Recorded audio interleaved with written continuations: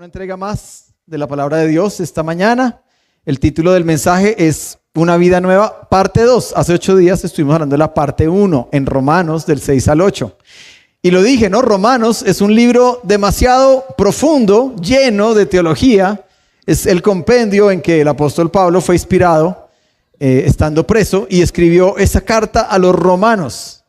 Y no estoy seguro si él se lo propuso, pero realmente cada pasaje, cada versículo que uno encuentra en el libro de los Romanos, uno encuentra esa riqueza y esa profundidad teológica para poder entender cómo funciona todo el tema de la fe, de la salvación, que era lo que estaba pasando en ese momento, ¿no? En la iglesia, que habían unos judíos que querían seguir siendo salvos por la ley y ponían la circuncisión por delante, ¿no?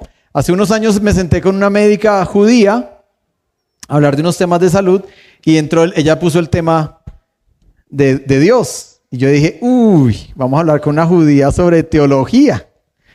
Así es que dije, bueno, interesante. Y me senté a hablar con ella y lo primero que me dijo es, pastor, ¿usted ya se circuncidó? Entonces yo, no. Y ahí comenzó el tema teológico. ¿Por qué? Porque ella dijo, para ser salvo, tienes que circuncidarte, ¿no? Entonces ahí entra todo el tema, Romanos, se vino a mi mente, se vinieron muchos pasajes. Entonces yo le dije, ¿y cómo lo puedes sostener bíblicamente? Claro, porque mira que el pueblo de Israel es el escogido y tal, y la circuncisión, y en el Antiguo Testamento dice que circuncida el prepucio de vuestro corazón, dice un pasaje, ¿no? Bastante gráfico, ¿no? Corta el prepucio de tu corazón, pero está hablando es de quitar eso que tal vez en algún momento sobró o fue peligroso para la salud. Así es que empezamos a hablar y Romanos, la conclusión de Romanos es que Pablo está diciéndole a la iglesia judía, venga, esas cosas de la ley se agotaron un poco, ¿no? Sin embargo, yo creo hoy, ¿no? Que el que quiera circuncidarse, tranquilo. Están en promoción 2x1 en la Marley, no mentiras. Pero lo que pienso es que de eso es de lo que habla el libro de Romanos, de la salvación. ¿Cómo es la salvación? ¿Es por obras? ¿Es por la ley? ¿Es por circuncidarse? ¿Es por mantener los sacrificios? ¿O es por gracia? ¿O es por fe? Y pues ya ustedes saben que Pablo expuso el tema y lo hemos venido hablando que es por fe, ¿no? Dice, la salvación es por fe. Diga conmigo, la salvación es por fe. Pero, hay un pero. ¿Cuál fe? Esa es la pregunta difícil de contestar, porque la fe que salva es la fe del libro de Santiago, que dijo, una fe sin obras es ¿qué? Entonces cuando usted entiende Romanos, pero suma Santiago, ¿y cómo así? Pablo dice, no, tranquilo, eso es por fe, pero Santiago, el hermano del Señor, dice, sí, pero ojo, porque la fe sin obras es muerta. O sea que hay varios tipos de fe. Hay una fe que es muerta, una fe que no salva, una fe que es intermedia, una fe que puede ser religiosa, una fe que puede ser vacía de valores. Pero la fe que salva es una fe con obras. ¿Listo? Lo que pasa es que las obras son el resultado de la fe. Eso es otra cosa. Primero va la fe. Yo soy salvo por fe. El ladrón, hablamos hace 8 días, ¿no? El ladrón en la cruz, ¿qué obras pudo hacer? Ninguna. No pudo invitar a nadie a Alfa, no pudo discipular a nadie, no pudo dar ofrendas o diezmos para que la obra se extienda en Jerusalén y en Judea y en Samaria, no pudo hacer nada. Él murió ese día. Entonces su fe lo salvó. ¿Sí? Pero la fe que salva es una fe que después de que se recibe, eso empieza a producir un fruto. Y de eso se trata ese título, una vida nueva. Y la meta de esta enseñanza o de esta serie es que usted pueda pensar en una vida nueva para usted. Si usted no la está experimentando del todo, este es un momento para hacer un stop y decir, no, yo sí quiero una vida nueva. Yo anhelo una vida nueva. Por eso hace 8 días tomé unos minutos para decir, la redención en Cristo no es simplemente ser salvo para una eternidad. La redención en Cristo es hoy, aquí y ahora, para disfrutar desde ahora. ¿Cómo? A través de una vida nueva. Y siempre hay oportunidad de mejora. También lo dije, estoy haciendo una recapitulación. Siempre hay oportunidad de mejora. El pastor más pastor, o el líder más líder, o el hombre más espiritual, sería mentiroso si dijera, yo no puedo mejorar ya nada, yo ya estoy terminado. ¿Por qué? Porque hasta el apóstol Pablo dijo, no pretendo haberlo alcanzado ya, sino que una cosa hago, ¿no? Así es que lo que quiero que pensemos es en esto, y para eso quiero mostrarle un videíto. Hoy estamos haciendo como prédica y estudio bíblico entre los dos. Quiero mostrarle un videíto corto pero muy potente, y después lo vamos a ir como desmenuzando porque es muy potente y habla sobre lo que significa el discipulado y el crecimiento en la gracia. ¿Listo? Entonces vamos a ver ese videíto.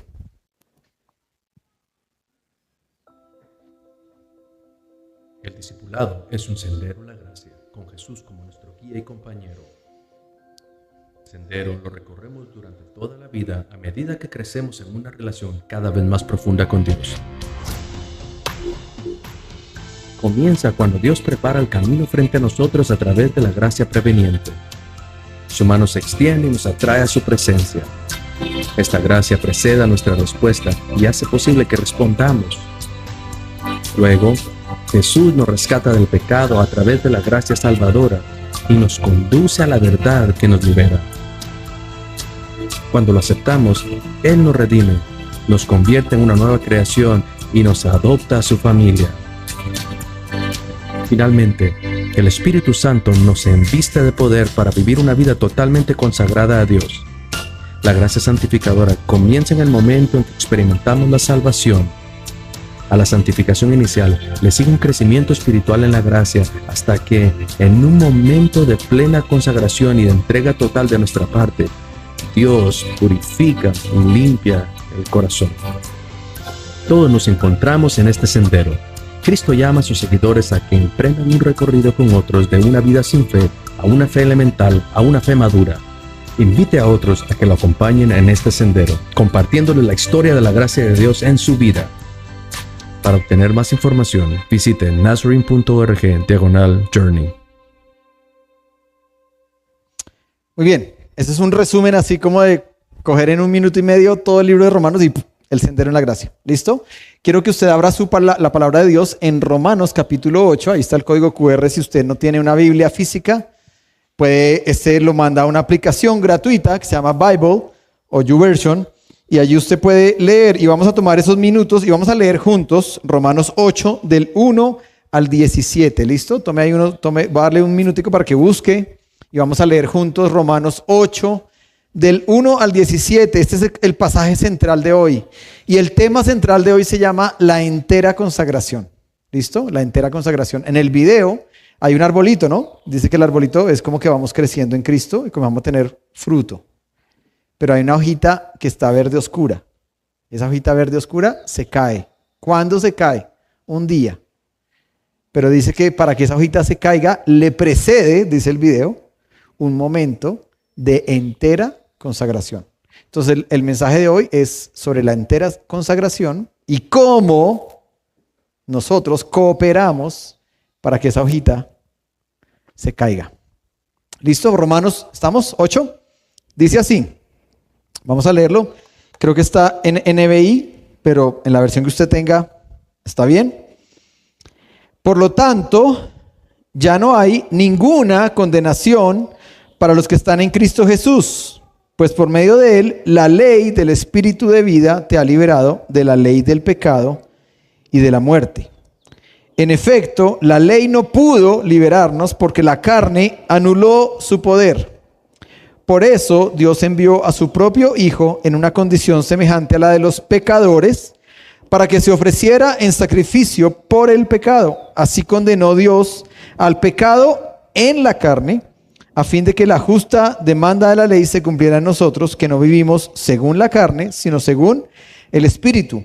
Los que viven conforme a la carne fijan la mente en los deseos de la carne. En cambio, los que viven conforme al Espíritu fijan la mente en los deseos del Espíritu. La mente gobernada por la carne es muerte, mientras que la mente que proviene del Espíritu es vida y paz. La mente gobernada por la carne es enemiga de Dios, pues no se somete a la ley de Dios ni es capaz de hacerlo. Los que viven según la carne no pueden agradar a Dios. Sin embargo, ustedes no viven según la carne, sino según el Espíritu, si es que el Espíritu de Dios vive en ustedes. Y si alguno no tiene el Espíritu de Cristo, no es de Cristo. Pero si Cristo está en ustedes, el cuerpo está muerto a causa del pecado, pero el Espíritu que está en ustedes es vida a causa de la justicia. Y si el Espíritu de aquel que levantó a Jesús de entre los muertos vive en ustedes, el mismo que levantó a Cristo de entre los muertos, también dará vida a sus cuerpos mortales por medio de su Espíritu que vive en ustedes. Por tanto, hermanos, tenemos una obligación, pero no es la de vivir conforme a la carne, porque si ustedes viven conforme a ella, morirán. Pero si por medio del Espíritu dan muerte a los malos hábitos del cuerpo, vivirán, porque todos los que son guiados por el Espíritu de Dios son hijos de Dios. Y ustedes no recibieron un espíritu que de nuevo los esclavice al miedo, sino el Espíritu que los adopta como hijos y les permite clamar, Abba, Padre. El Espíritu mismo asegura a nuestro espíritu que somos hijos de Dios. Y si somos hijos, somos herederos, herederos de Dios y coherederos con Cristo, pues si ahora sufrimos con Él, también tendremos parte con Él en su gloria. Bastante profundo, así es que voy a pasar examen hoy, lo siento para los que estén por ahí. Y es que hay un cuadrito que hace 8 días yo lo expliqué. ¿Listo? Es un cuadrito sencillo. Me gustaría que alguien de los que hace 8 días escucharon se anime a explicarle a los que no han escuchado este cuadrito de qué se trata. ¿Cómo funciona? ¿Por dónde se le entra? ¿Qué se entiende de ese cuadro? ¿Alguien? ¿Luisito? Bueno, vamos a arrancar, Luisito, y cuando yo te diga paras, alguien más puede continuar con... Tienes ahí unos minutos. Gracias. El primer cuadro se refiere, dice, crea en Cristo como su Salvador, pero ríndase a Él como su Señor. O sea, cuando vivimos en la carne. Cuando vivimos en la carne, pues estamos muertos. Por la carne, dice ahí yo escojo. O sea, uno tiene libre albedrío, entonces uno puede decidir si va a amar a Dios, va a seguir sus mandatos o está en la carne. Y el tercer cuadro, para la carne, ahí se muestra que está esclavo con una guillotina y también con una bola como la que usaban para los presos, los apóstoles. En el espíritu, el siguiente cuadro es lo que Dios quiere que vivamos en el espíritu, o sea, no sigamos lo que la carne nos dicta. Por el espíritu es cuando tenemos ahí una persona que nos acompaña y que nos ayuda para mejorar nuestra vida. Y para el espíritu, las dos personas están ahí ya caminando, digamos, por el sendero en la gracia. Bueno, algo así. Bueno, ok. A ver, preguntas, porque hubo una partecita ahí que estaba como confusa. ¿Todos los seres humanos, todos, vivimos en la carne? ¿Sí o no? Carnales somos. Sí, todos los seres humanos vivimos en la carne. ¿Ok? Todos. Ahora, pregunta, ¿todos los seres humanos viven en el espíritu? ¿Quiénes viven en el espíritu? ¿Quiénes? ¿Los que han nacido de nuevo? Lo de Nicodemo, ¿se acuerda? Cuando Jesús le dijo a Nicodemo, tienes que nacer del espíritu. Y Nicodemo dijo, ¿cómo así que me meta en la barriga de mi mamá, o sea, en la carne, y vuelva y nazca? Y Jesús le dijo, no, Nicodemo, no has entendido. Entonces, todos vivimos y moriremos en la carne, todos. Cuando nos vayamos de este mundo, nos iremos en la carne. Pero algunos viven en el espíritu. ¿Quiénes? Los que hemos recibido a Cristo, los que hemos abierto nuestra vida al espíritu. Y hemos dicho, ven. Entonces, conclusión, ¿en la carne o en el espíritu? Allá estamos todos los seres humanos, pero aquí hay algunos. ¿Quiénes? Los que han respondido. ¿Listo? ¿A través de qué? a través del llamado, la invitación de Jesús.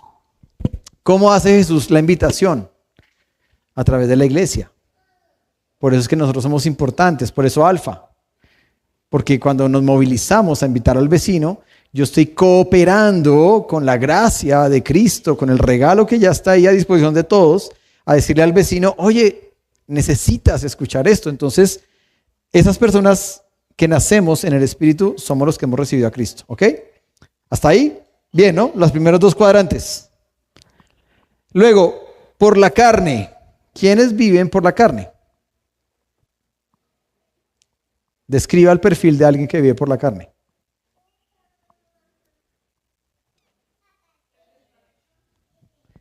El que está luchando.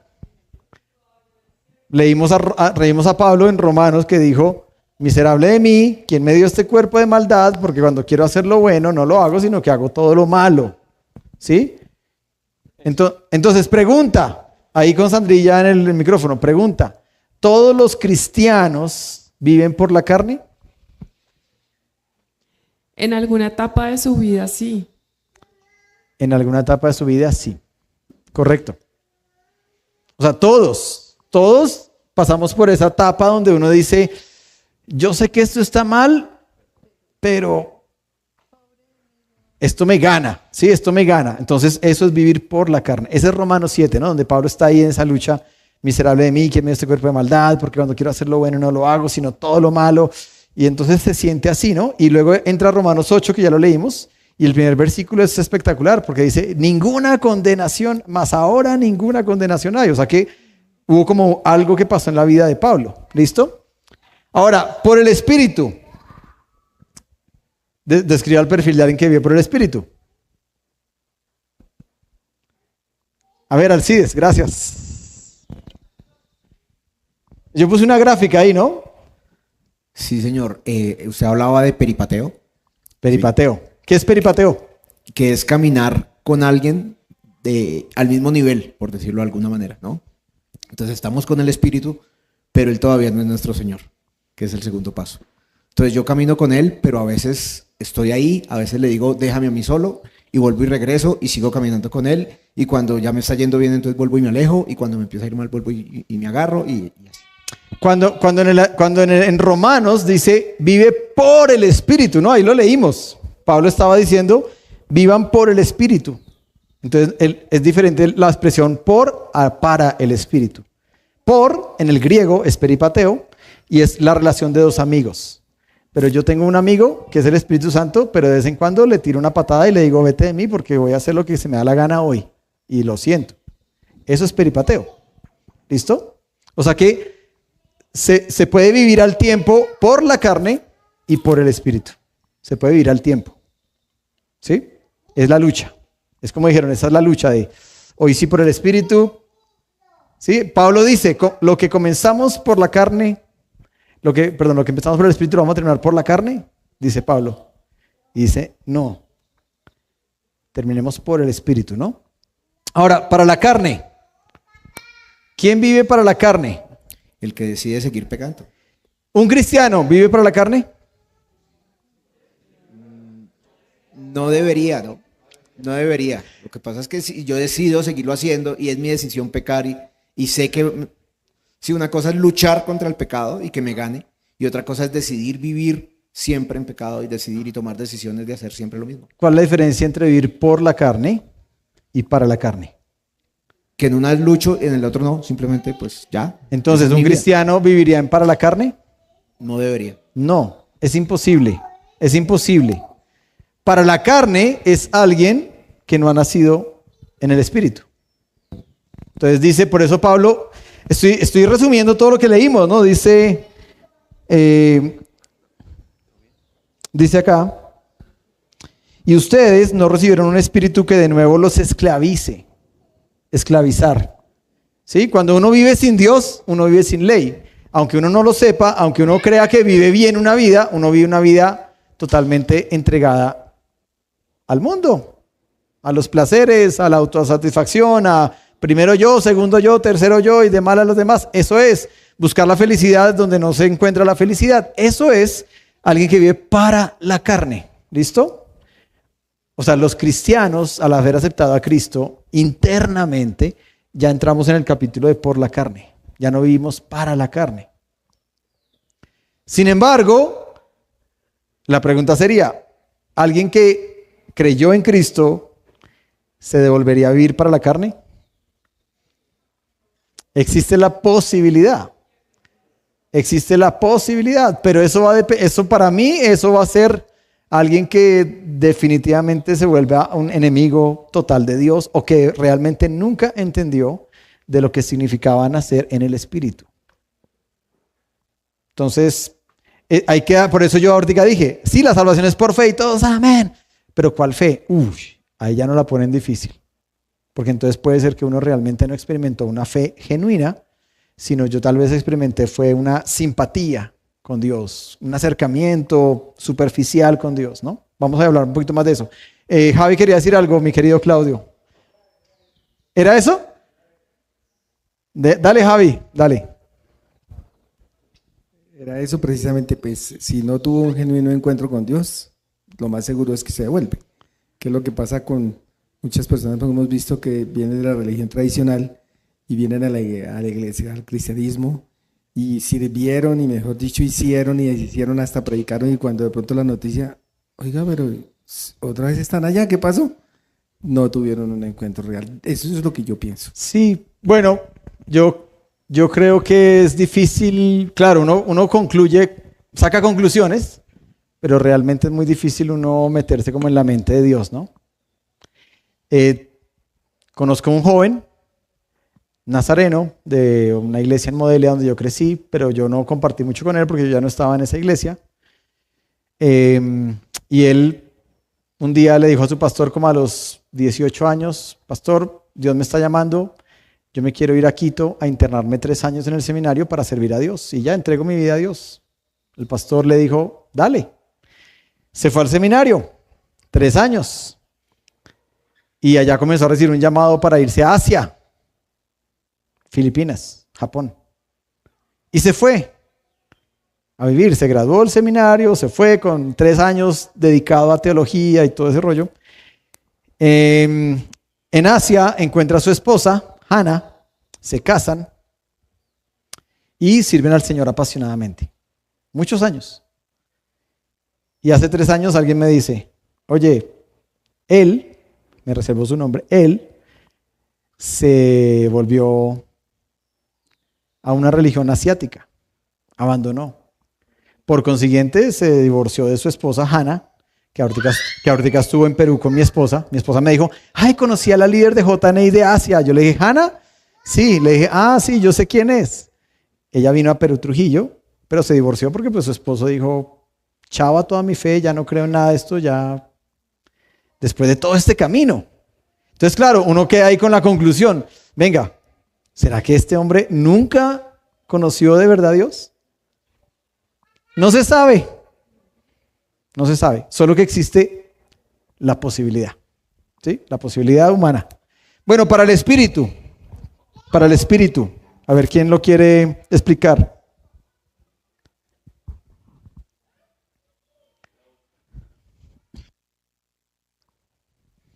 A ver, Mafe. Es la otra palabra, ¿no? El estoiqueo. Estoiqueo. Que es como la dependencia total y la obediencia y la sujeción al Espíritu Santo. Correcto. Cuando Pablo dice no vivan para la carne, sino vivan para, y utiliza ese verbo, es estoiqueo. Y estoiqueo en el griego es un término que se usa, es un término militar, donde una persona marcha tras el comandante. ¿Sí? Que lo hice la vez pasada con Glorita, ¿no? La remedé. Si Glorita levantaba la mano, yo levantaba la mano. Si Glorita iba para la derecha, yo voy para la derecha. Para la izquierda, lo que sea, ¿no? Entonces, estoiqueo es cuando yo ya puedo decir, ya no vive José Luis o el viejo José Luis. Ahora Cristo, mi capitán, manda.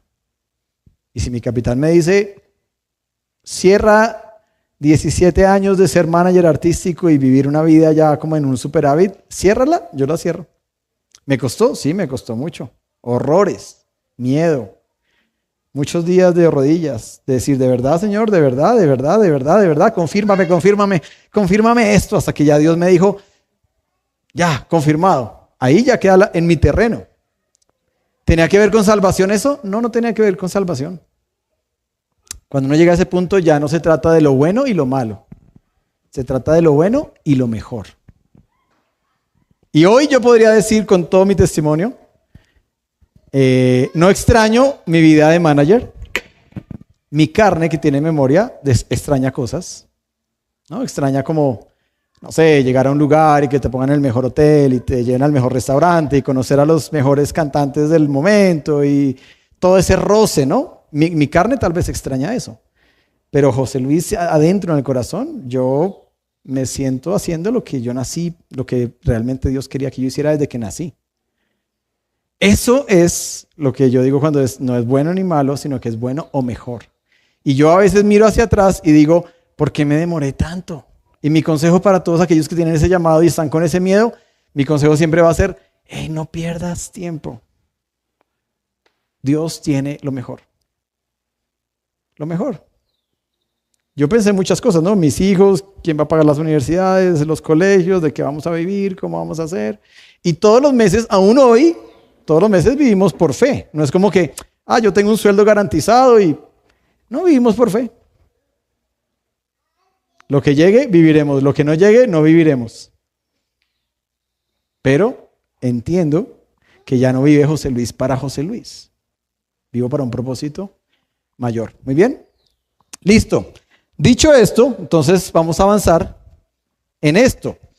Porque es un término difícil, que es la carne, ¿no? Y voy a decir lo que dijo uno de nuestros generales de la iglesia, el nazareno, que escribió un libro que se llama El Sendero en la Gracia, David Busick, doctor David Busick, y dijo, es la inclinación que todo nuestro ser tiene de ser nuestro propio Dios, en lugar de estar bajo el señorío de Cristo. Es el aspecto pecaminoso de nuestro ser que quiere vivir nuestra vida independiente de Dios, ser nuestro propio rey y salvador en lugar de depender de Jesús. ¿Listo?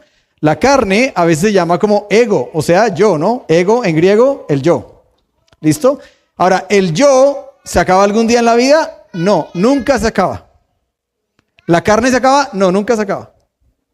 Entonces, ¿qué hay que hacer con la carne? Bueno, la carne es lo que utiliza el pecado para esclavizarnos. Y por eso dice Pablo, que lo dice hoy, lo leímos muy rápido, pero es muy profundo cuando él dijo, el pecado quedó condenado a la carne. O sea, el pecado utiliza la carne, que es mucho más que nuestro cuerpo, para hacernos hacer cosas y hacernos sentir satisfechos, ¿no? Voy a leer otras cosas más que dice el doctor David Busick. Dice, la carne no es solo el cuerpo. La carne es la inclinación egocéntrica que busca la gratificación.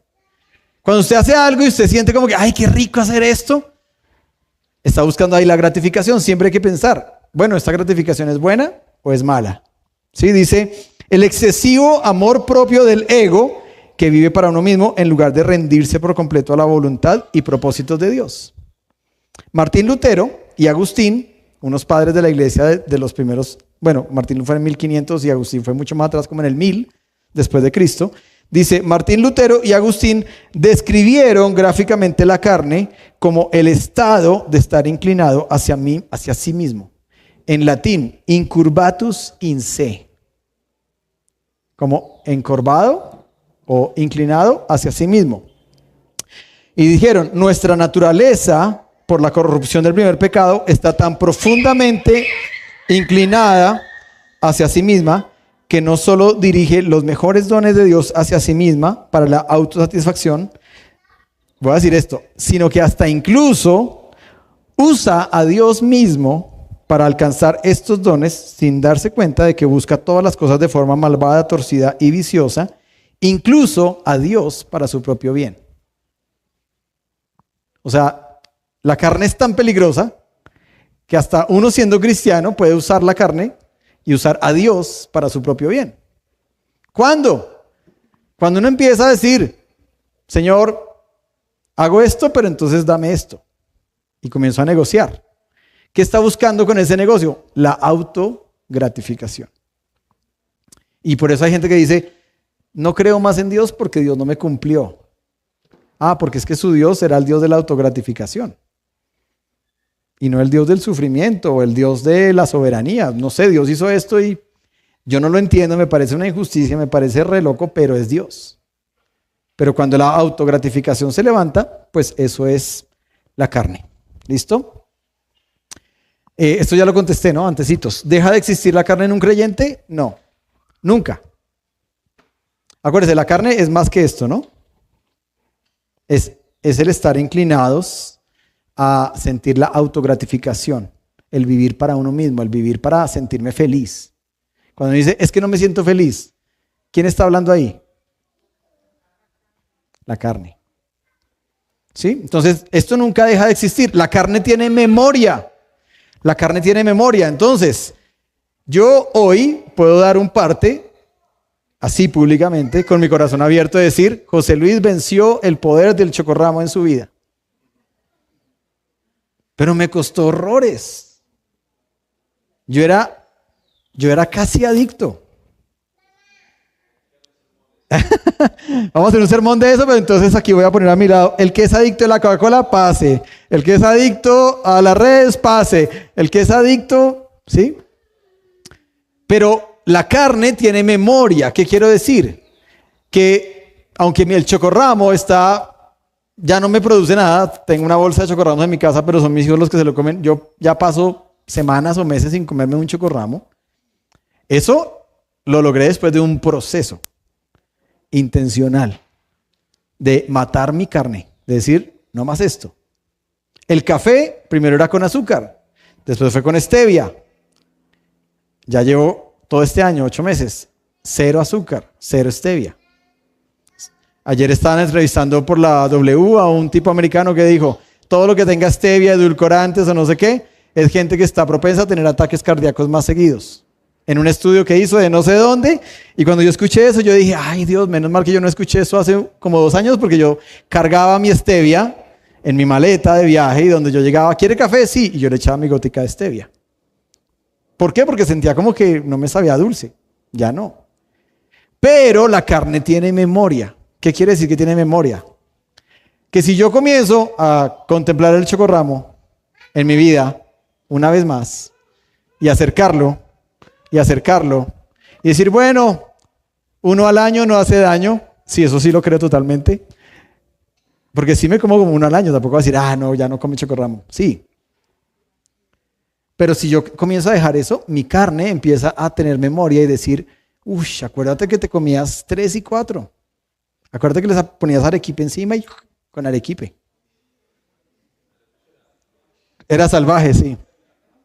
En las giras tenía la fama de que, no sé si es en Chili's o yo no sé en qué restaurante venden una cosa que se llama molten chocolate, y es un volcán de chocolate que le ponen una bola de helado blanco encima y le chorrean chocolate, salsa de chocolate, está hirviendo, pero eso es gigante. Y me acuerdo que los chicos decían, José, vamos para Chili's, saliste porque vamos a pedir molten chocolate para que usted se lo coma. Y el récord era en cuántos minutos me lo podía comer. Me acuerdo de Javi Serrano tomándome fotos así. No, José, usted. Sí, correcto. Pero por eso a lo que yo voy con ese ejemplo tan sencillo es que la carne tiene memoria. Pilas con eso. Porque la carne nos va a acompañar hasta que nos muramos. Hasta el más santo de los santos, el que diga yo no veo nada, ese tiene carne. Y la carne tiene memoria. ¿Listo? Esa es la idea que quería dejarles, que la carne tiene memoria, que la carne no desaparece, que hay que cuidarnos, y por eso Pablo nos invita. Y el mensaje se llama de la entera consagración, que es la parte que yo hago, no es la parte que Dios hace. Dios ya lo hizo. Es la parte que yo tengo que trabajar en mí. Yo, José Luis, o cada uno, ¿no? Cada uno dirá, los míos no son los chocorramos, los míos son, no sé, la Coca-Cola. Y traigo la Coca-Cola, perdón que lo diga, porque con Javier Serrano teníamos esa pelea, porque yo comencé, como era mi discípulo, yo comencé a decirle, no, él desayuna con Coca-Cola, almuerza con Coca-Cola, cena con Coca-Cola, en los camerinos se toma toda la Coca-Cola que le pongan. Y yo le dije, Javi, eso está mal. Y él un día me dijo, José, el chocorramo también está mal. Gracias a Dios que fue valiente y me lo dijo así de frente, ¿no? Sin anestesia. Y yo dije, y tuvimos una conversación y yo dije, sí, tiene razón. Yo no sé si él dejó la Coca-Cola, pero yo dejé el chocorramo. Lo pienso, ¿no? Pero ahora no es que ya lo haya alcanzado todo, sigo trabajando, ¿no? Pero ¿deja de existir la carne en un creyente? No, La carne no, las obras de la carne son las que tienen que desaparecer. ¿Listo? Y las obras de la carne, en Gálatas está la lista, ¿no? Y comienza una lista horrible, ¿no? Que dice asesinatos. Entonces uno dice, esa no. Fornicación, no, esa tampoco. Y después baja, ¿no? Envidia.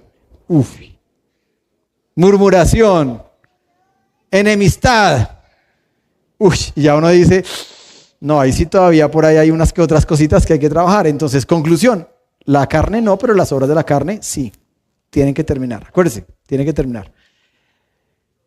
Susana Wesley, esto va para todos los que son papás. Ojalá que puedan recordar esta frase. Yo ya la había compartido hace unos años con la iglesia. La mamá de Juan Wesley, que tuvo muchos hijos, ¿no? Pero los educó en disciplina. Y mire lo que dice: el padre que estudia para doblegar la voluntad de su hijo, cambie eso por carne. ¿Listo? El padre que estudia para doblegar la carne de sus hijos, trabaja con Dios para renovar y salvar su alma. El padre que lo mima hace el trabajo del diablo. Hace que la religión no se pueda poner en práctica y la salvación inalcanzable. Y hace que todo lo que hay en ese hijo lo condene en alma y cuerpo para siempre. Ahí para todos los que somos papás. Ojalá que los que tienen hijos chiquitos resalten, ¿no? Ya yo me estoy viendo así con mi hija adolescente y con el otro que está entrando a la preadolescencia. Y cada vez estoy pensando y mirando hacia atrás y diciendo, sí, esto, ¿no? Hay cosas que ya lo que fue. Hay un libro muy bueno, se lo recomiendo. Lo sacó S25 hace unas pocas semanas y se llama, y dice algo así, no me acuerdo el título, pero va a decir el tema: ¿cómo trabajar con hijos grandes? Para todos los que tienen hijos ya de 18, 20, 22, ese libro lo vi por encima, me pareció espectacular. ¿Cómo trabajar el corazón cuando los hijos son grandes? ¿Listo? Susana Wesley, ¿no? O sea, nosotros los papás somos los que tenemos que generar la disciplina en nuestros hijos. El que ellos sientan que les producimos frustraciones, ¿no? Hace poco tuve una pelea con uno de mis hijos y me dijo, es que tú dijiste que no, ¿por qué no? Y no se te dio la gana. Y yo dije, no fue que no se me dio la gana. Es que necesitaba doblegarte. ¿Cómo así? Sí, a veces necesitamos doblegar el espíritu y que el hijo entienda. No es porque no quiera, es porque esto te está haciendo daño hacia el futuro, ¿no? Bueno, seguimos. Gálatas 6:8. El que siembra para agradar a su carne, de esa misma carne cosechará destrucción. El que siembra para agradar al espíritu, del espíritu cosechará vida eterna. Entonces ahí hay preguntas del cómo y con eso voy a ir concluyendo. Lo que nos está invitando Gálatas es a que sembremos ¿en qué? Para el espíritu. ¿Listo? Eso es como 1 más 1 es 2. Si usted siembra para la carne, dice que de la carne va a cosechar destrucción. Y si usted siembra para el espíritu, del espíritu va a cosechar vida eterna. ¿Listo? Entonces va una primera pregunta y va esta otra que esto lo leímos hoy en Romanos y dice, por tanto, hermanos, tenemos una obligación. Y me gusta la palabra obligación porque no es una recomendación, no es una sugerencia, no es un consejito. ¿Qué nos dice? Así, es un imperativo, ¿no? El apóstol Pablo está diciendo, por tanto, hermanos, tenemos una obligación, pero no es la de vivir conforme a la carne, porque si ustedes viven conforme a ella, morirán. Pero si por medio del Espíritu dan muerte a los malos hábitos del cuerpo. ¿Qué es un hábito? Algo que se hace repetidamente y que ya no se usa la cabeza para que eso se haga. El cerebro humano fue tan perfectamente creado por Dios que cuando algo lo hacemos muy seguido, se vuelve un hábito y ya el cerebro no gasta energía. Lo hace por default. Usted se sienta a manejar y usted no se pone a pensar, estoy metiendo el embrague muy duro, estoy metiendo el cambio que no es. Usted ya maneja. Por ahí de vez en cuando a uno se le pifian los cables, ¿no? Pero eso es un hábito. ¿Listo? Y mire lo que dice, por medio del Espíritu, o sea que necesitamos la fuerza del Espíritu Santo para darle muerte a los malos hábitos. O sea, tenemos buenos hábitos y tenemos malos hábitos. Yo ya puse el ejemplo de uno, ¿no? El chocorramo. Y todavía sigo trabajando otros en mi vida. Seguimos trabajando en la carne. ¿Cómo cambiar los malos hábitos? Entonces ahí, entra un tema, un poquito de psicología, lo voy a pasar un poco rápido, y es el ciclo de un hábito. El ciclo de un hábito sencillo y básico es eso. Hay un disparador, hay una rutina y hay una recompensa. ¿Listo? Y yo puse la tacita de café porque tal vez es lo que más me identifica a mí. ¿Listo? ¿Cuál es el disparador? Uy, son las 8 de la mañana y no me he tomado un café. Entonces yo miro la hora y digo, es la hora del café. O por ejemplo, salimos ahorita y los que nos gusta el café decimos, uy, qué rico tomarse un café. O llegan las 3 de la tarde y uno está así como medio adormilado. Ah, qué rico, un café. Entonces el disparador muchas veces es la hora. ¿Listo? La rutina es tomar la taza de café. ¿Y cuál es la recompensa? Ah, que me desperté. Ah, como que sentí el café que me aceleró un poquito y eso lo necesitaba porque la adrenalina, porque lo que sea, ¿sí? Este es el ciclo de un hábito. Póngalo con cualquier hábito, ¿no? Póngalo con cualquier hábito. El ciclo de un hábito. Esta es la teoría de las 2 cajas de los hábitos del cerebro. En el cerebro humano hay 2 cajas, una vacía y una llena de hábitos. No podemos quitar un hábito porque al quitar un huevito, ese hueco no le gusta al cerebro y necesitamos reemplazar. O sea que los hábitos no se quitan, se reemplazan. ¿Listo? Lo digo para explicar eso. Los hábitos no se quitan, se reemplazan. Entonces, ¿por qué reemplacé yo el chocorramo? Yo creo que por el café. Porque yo no era cafetero. Y cuando salía con Alex a los otros países, colombiano, y me empezaron a preguntar de café y yo, anónimo. ¿Y cuál es el mejor café de Colombia? Juan Valdés. Y es mejor en grano. Y yo no tomaba, ninguno en el grupo tomaba café. Y yo no sé, por alguna razón comenzamos todos a aprender. ¿Y por qué? Porque uno sale de Colombia y en vez de que le digan drogas, en muchos aeropuertos cuando me revisaban me decían, Colombian, doble check, o sea, doble revisión para este colombiano. Y me sacaban todo pensando que no traía café, sino que traía era coca. Entonces yo dije, de ahora en adelante, cuando me digan soy colombiano, voy a decir la tierra donde hacen el mejor café del mundo. Y hasta el año pasado que viajé, cada vez que me ponían al frente decía, soy colombiano, la tierra del mejor café del mundo. ¿Sí? Entonces, los hábitos se reemplazan, no se cambian, ¿no? Hay que pensar, ¿por qué puedo reemplazar un hábito por otro, no? Y, ¿cómo hacerlo? Entonces, ¿cómo hacerlo? Para mí son esos 3 puntos. Pueden haber más cosas, obviamente, desde la psicología. Yo no soy psicólogo, pero desde lo que yo he estudiado y he leído y he practicado en mi vida, diría que lo más importante es tener claro por qué quiero cambiar un hábito o por qué necesito cambiar un hábito. Y eso se llama el poder del why. ¿Sí? Hay un autor no cristiano que habla de el anillo de oro, un conferencista, y es el poder del why, el poder del por qué. ¿Sí? ¿Por qué Apple es una empresa que hace los mejores celulares o computadores o tiene tantas ventas en el mundo? Porque Apple entendió eso, el poder del why. ¿Sí? Entonces, ¿por qué quiero cambiar? Si yo no tengo claro eso, pues digo, no, pues yo no sé por qué necesito quitar esto en mi vida o por qué necesito poner otra cosa en mi vida. Hay que tener claro el por qué. ¿Listo? Lo segundo es orar y visualizar. Eso de visualizar suena así bien, pero es porque uno sí tiene que orar y decir, bueno, Señor, yo ya no quiero verme más comiendo este chocorramo. Yo quiero verme sano en esto o en otro o haciendo otras cosas, ¿no?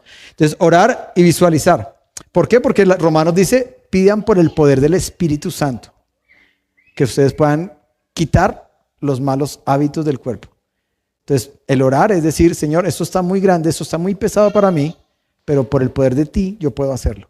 Y lo último es desconectar los disparadores.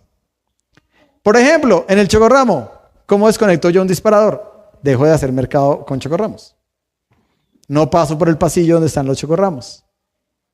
Si alguien me pone un chocorramo, le quito la mirada.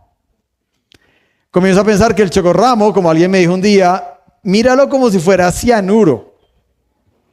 Y entonces yo comencé a visualizar, el chocorramo es un veneno para ratas. Y eso me ayudó a desconectar los disparadores. ¿Listo? Ok. Eso es. ¿Listo? Y aquí viene una parte importante. Como hay que reemplazar hábitos, entonces tenemos unos que se llaman disciplinas espirituales. Son medios de gracia. ¿Listo? En la teología Todo esto se ve en Acadi 3, todo esto se llaman medios de gracia. ¿Qué significa un medio de gracia? Algo que yo hago de mi lado, no Dios, para acercarme a Dios. Es lo que yo hago, no lo que Dios hace. Dios ya hizo todo, ¿no? Pero es lo que yo hago.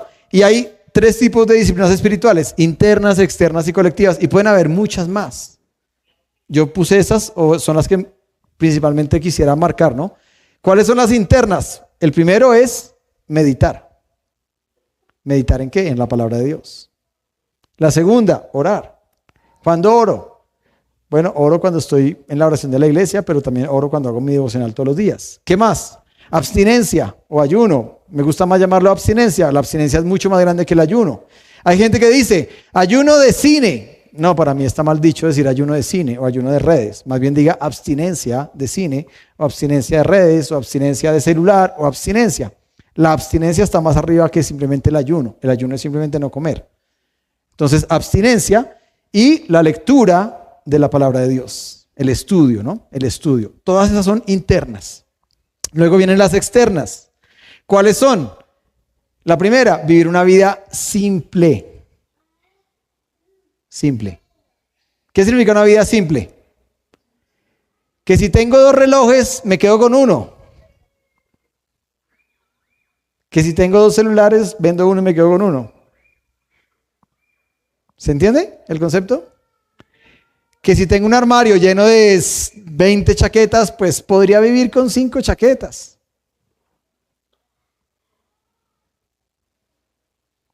Eso es un poco difícil, ¿no? O sea, pero eso se llama vivir una vida simple. Es una disciplina externa, ¿no? El retiro, ¿no? La casita en el árbol es el retiro. Es otra disciplina. Cuando yo me retiro, aprovecho para darles la cuña. Sandra Peña mañana se está yendo de retiro todo el día. Tiene 2 semanas más de vacaciones. Una persona que perteneció a esta iglesia, que fue una pastora asociada, digámoslo, y ahora está trabajando con la iglesia en Madison del Nazareno. Y estamos teniendo como tiempos intencionales de mentoreo, ¿no? Porque está ya en un punto donde le dijeron, el pastor americano la contrató, le pagaron más todos sus trabajos y le dijeron, necesitamos que nos hagas todo un proceso de formación espiritual para la iglesia hispana en Madison. Entonces Sandra está en todo eso. Entonces me dice, ¿y yo por dónde empiezo, pastor? Le dije, ¿qué quieres hacer? Yo quiero hacer Hechos 29 aquí. Hágale. Coja todo y copie todo y pues que Dios le ayude a ver si funciona. Eso es el plan del retiro, ¿no? Es importante a veces retirarnos de todo, ¿no? De apartarnos. El de los 2 muñequitos. Acompañamiento espiritual. Cuando yo tengo un partner con el que puedo rendir cuentas de mi vida. Es una disciplina. Ser capaz de sentarme con alguien y decir, mira, estoy así o estoy asá. Estoy haciendo esto bueno o estoy haciendo esto malo. Eso. Es una disciplina espiritual. El de allá, servicio. ¿Listo? Algo que Hechos 29 hace muchísimo. Hechos 29 tenemos el récord en estadísticas de más personas que hacen servicio en Hechos 29. Si uno mira la lista, el 90% de nuestros miembros están involucrados en algún servicio. Eso no fue porque sí. Eso fue porque fue puesto desde la visión, desde el nacimiento de la iglesia. Dijo, si somos un cuerpo y todos tienen alguna parte, pues que cada uno funcione donde puede funcionar. Servicio. Colectivas, disciplinas colectivas. Congregarnos,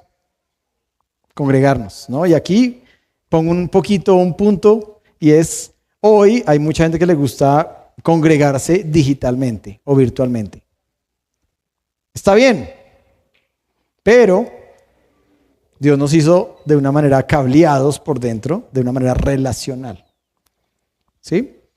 Y me gusta mucho un podcast que hizo, no sé si fue Félix o Lucas o John Maxwell, otro de John Maxwell que se me olvidó el nombre, y él dijo, no se puede crecer en la vida espiritual solo. Pero hay una tendencia hoy de mucha gente a decir, no, pues yo me conecto a una iglesia y veo el culto ahí en televisión y ya. No se puede. Usted necesita la comunidad. La comunidad. Es una disciplina, es un medio de gracia. ¿Sí? La adoración, cuando venimos y adoramos. El compañerismo cristiano. Cuando tenemos 3, 4, 5 amigos con los que hacemos planes y compartimos y estamos en la comunidad.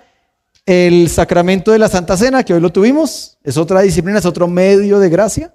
Y el bautismo en agua es otro medio de gracia. ¿Listo? Entonces, ¿cómo reemplazar hábitos? Es coger toda esta lista y comenzar a coger todos los malos hábitos y empezar a reemplazar. Oiga, voy a reemplazar esto por esto, voy a reemplazar esto por esto. Cuando eso se hace, sucede una vida nueva.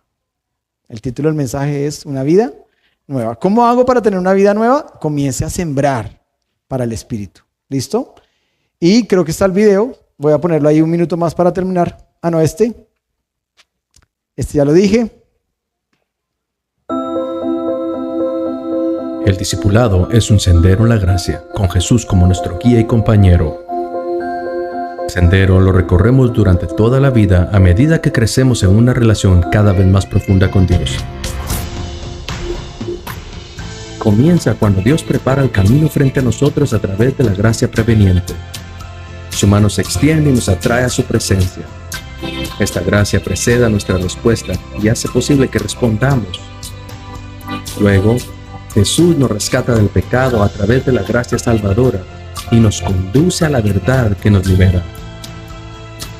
Cuando lo aceptamos, Él nos redime, nos convierte en una nueva creación y nos adopta a su familia. Finalmente, el Espíritu Santo nos embiste de poder para vivir una vida totalmente consagrada a Dios. La gracia santificadora comienza en el momento en que experimentamos la salvación. A la santificación inicial le sigue un crecimiento espiritual en la gracia hasta que, en un momento de plena consagración y de entrega total de nuestra parte, Dios purifica y limpia el corazón. Ahí, lo paro ahí, ¿no? Esto es lo que les decía, ¿no? Hasta que en un momento, o sea, nosotros, no sé, nos convertimos, comenzamos a cambiar la vida, crecemos, pasamos el proceso en la iglesia, pasamos acá de 1, 2, 3, 4, pasamos los talleres, pasamos todo. Y llega un momento en que uno dice, tenemos que llegar a ese momento en que esa hojita negra que está en nuestra vida, y eso se llama la purificación de las intenciones, que ya prediqué de eso hace poco. Y es que la santidad significa no tener intención de pecado. Esa es la entera santificación. ¿Cuál es la intención de pecado? Es diferente. Alguien dijo, ¿no? O sea, ¿ya no se peca nunca más? Claro que sí. Pero la gran diferencia es que no se peca con la intención del pecado. Entonces, ¿cómo se peca? Por la tentación. Y el Padre Nuestro lo deja bien claro, ¿no? Líbralos de la tentación. Tentación vamos a tener toda la vida y la carne va a tener memoria. Y hay cosas que nos van a llamar y nos van a empujar. Pero una cosa es vivir en pecado o caer en pecado por causa de una tentación, pero otra cosa es vivir en pecado por concepto de una intención del corazón. Intencional. Como si yo dijera, hoy, ¿no? Mañana, que es mi día de descanso, le voy a cantar la tabla a mi esposa para hacerla sentir bien mal. Si yo pienso eso hoy, estoy pensando con la intención. O, no sé, dentro de una semana voy a hacer esto para hacer sentir bien mal a no sé qué. Eso se llama la intención. Eso es lo que es la hojita que se cae, es que dejamos la intención. ¿Listo? ¿Y qué se necesita para eso? Reemplazar hábitos. ¿Y cómo se reemplazan hábitos? Pues ya hablamos hoy de eso. Y cuando eso pasa y yo comienzo a practicar nuevas cosas en mi vida y a reemplazar todo lo viejo, entonces el Espíritu Santo me embiste de poder. Hasta que un día esa hojita se cae. Y no significa que ya levitamos y que no fallamos y que no podemos caer en pecado. Eso no significa eso. Significa que ya no tenemos la intención de pecar. ¿Listo? Esa es la gran diferencia.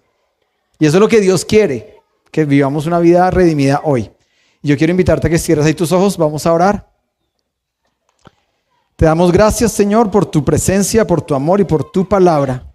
Y te pedimos, amado Dios, que tú nos ayudes a, como un campanazo, Señor, tal vez hoy necesitamos recordar y escuchar que podemos tener hábitos en nuestra vida, hábitos que necesitan ser cambiados o reemplazados, Señor, y te pedimos que tú nos ayudes a todos los días, no solo leer tu palabra, Señor, sino que tu palabra nos cambie. Que tu palabra nos ayude a tomar mejores decisiones. Que tu palabra nos ayude a apartarnos de aquello que sabemos desde antes que no te agrada.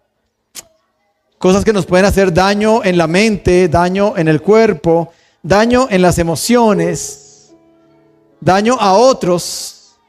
Señor, permítenos consagrar nuestras vidas, Señor. Que esa semana de consagración que viene, Señor, nosotros podamos preparar, disponer nuestro corazón, decir: Señor, vive intensamente en mí. Ayuda, Señor, a que esa carne, esa autosatisfacción, autogratificación del yo, que tal vez cada uno de diferentes niveles o formas tenemos, Señor, tú puedas trabajar, Espíritu Santo, trabajar en una renovación de la mente, del cuerpo, del espíritu, renovación de todo nuestro ser. Como dice tu palabra, Señor, que todo nuestro ser, espíritu, alma y cuerpo sea presentado irreprensible. Que seamos santificados por ti, Espíritu Santo. Habla nuestras vidas en lo profundo, Señor. Te damos estos minutos para que tu palabra, la que acabamos de escuchar, pueda traer un efecto poderoso a nuestra vida. Y que la respuesta sea nuestra, Señor, de gracias por decirme esto, Señor, voy a hacer esto, voy a cambiar esto, voy a empezar a trabajar esto en mi vida, voy a empezar a desarraigar lo que sobra de mi corazón. Así parezcan cosas que no son tan malas, tan dañinas. Pero, Señor, por favor, purifica nuestro corazón, nuestra vida. Ayúdanos a tener buenos hábitos. Ayúdanos a incorporar nuevos y buenos hábitos, Señor. Que de lo que nosotros dependa podamos presentar una vida en entera consagración a ti. Que de lo que dependa de nosotros te digamos siempre sí, Señor. Que de lo que dependa de nosotros te digamos te obedecemos, Señor. Que de lo que dependa de nosotros digamos lo haré, Señor. Te pedimos que nos des la fuerza, Señor. Espíritu Santo, envístenos de poder. Ese poder para vivir una vida que te agrade, una vida que te honre. Ayúdanos a saber qué cosas en nuestra vida tenemos que alejar o quitar, incluso eliminar. A veces pueden ser personas, a veces pueden ser anhelos del corazón, a veces pueden ser prioridades que están erradas en nuestro corazón. Tal vez metas que estamos persiguiendo, pero no nos damos cuenta que estamos metidos como en un bucle,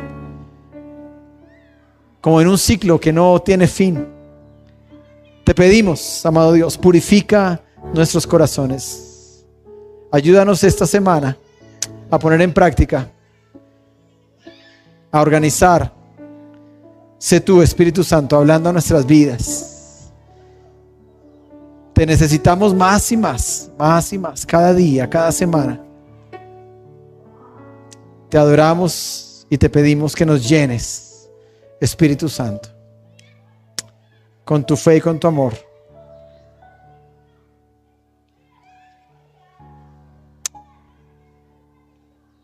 Queremos una vida nueva, Señor. Cada día, cada semana, una vida nueva. Una vida nueva, que en nosotros se experimente un crecimiento, un avance, un desarrollo, Señor. Que cada vez nos parezcamos más a ti, Señor. Que la gente que vive con nosotros pueda experimentar eso, Señor. Te lo pedimos, Señor. Ayúdanos a ser luz donde necesitamos ser luz. Que tu luz, Cristo, alumbre a los que están a nuestro alrededor. Te lo pedimos, Señor. Como iglesia, comisionanos, envíanos, danos la fuerza, el poder. Gracias, Espíritu Santo, porque eres tú en nosotros, el poder de vida. Eres el amigo inseparable. Eres quien nos sostiene y nos ayuda. Y rendimos nuestra vida a ti en el nombre del Padre, del Hijo y del Espíritu Santo. Amén. Gracias por estar esta tarde con nosotros.